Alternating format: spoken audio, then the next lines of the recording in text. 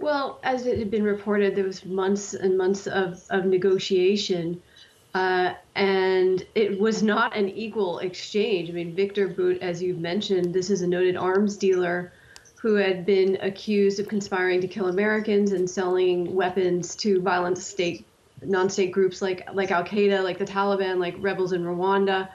The Russian government had wanted his release for about a decade now, and then they were able to get it by these just ridiculous charges that they put on Brittney Griner, and basically creating a situation where it was just not livable for her. I mean, she was forced to be in completely inhumane conditions, and that was really the only exchange that was on the table for the Americans. And so in some ways, I was a little surprised that this did happen.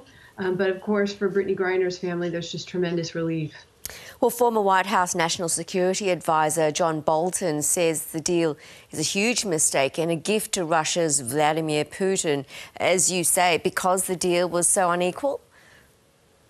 Yeah, that's right. And I can understand this point of view. Of course, from the point of view of the family of Brittney Griner, they wanted the U.S. government to do anything possible to get her home.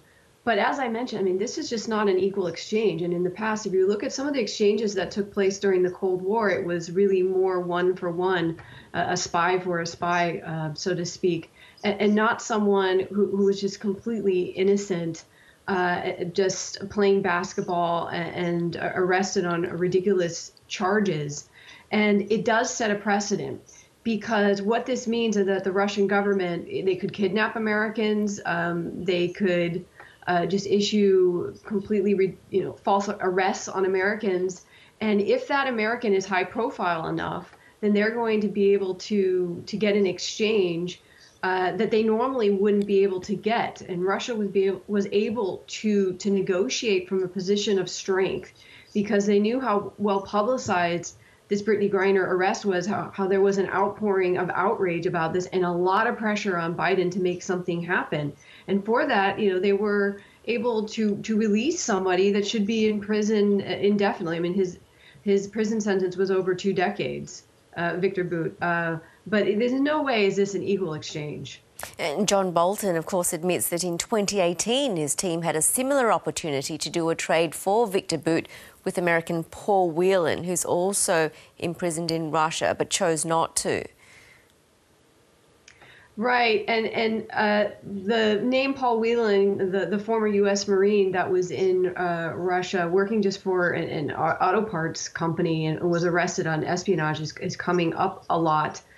From John Bolton's perspective, you shouldn't be negotiating, because then that gives regimes like Russia the incentive to keep doing this kind of thing.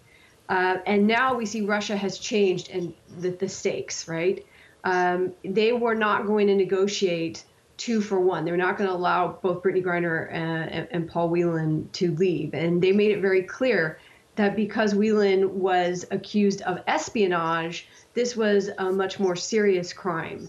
And so now we see that Russia might be able to exact even more concessions than they maybe would have in the past. And so hardliners like John Bolton are saying you really can't negotiate with the Russians, because they're going to keep pushing you to get more and more concessions out of you, things that the West really doesn't want to do. Mm. Despite this criticism, the White House vows to continue working to bring Paul Whelan home.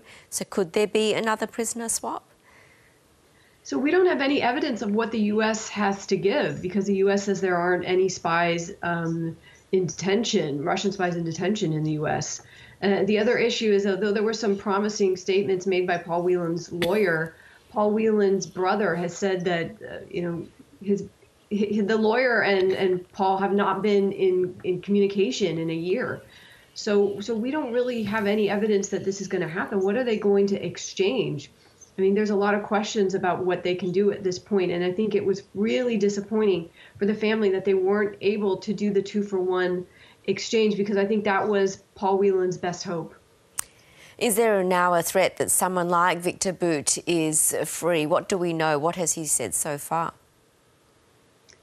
Well, we don't really know what the implications of this are going to be because a lot of these things are so clandestine. We don't know how close he is to the Kremlin. We don't know how close he is to the intelligence agencies. I mean, I think that is one of the things that is likely. And why would the Russian government be so set on trying to get him released? That he must be incredibly close to the Russian government.